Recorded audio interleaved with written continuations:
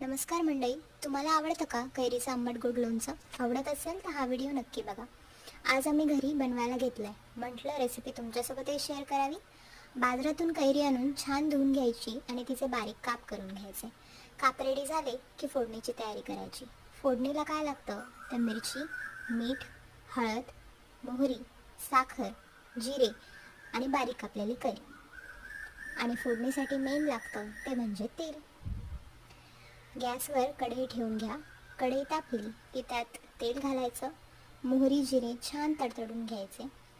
नंतर फोडणी द्यायची, म्हणजे मिरची मीठ हळद घालून घ्यायची. कैरी घालून हे छान हलवून घ्यायचं. त्यानंतर त्यात साखर घालायची. साखरेला पाक सुटेपर्यंत हे छान शिजवून घ्यायचं, म्हणजे लोणचं आठवडाभर छान टिकतं. तुम्ही यात गुळही वापरू शकता. आणि हे लोणचं कसं झालं हे नक्की सांगा. आणि अशाच व्हिडिओसाठी चॅनलला सबस्क्राईब करा.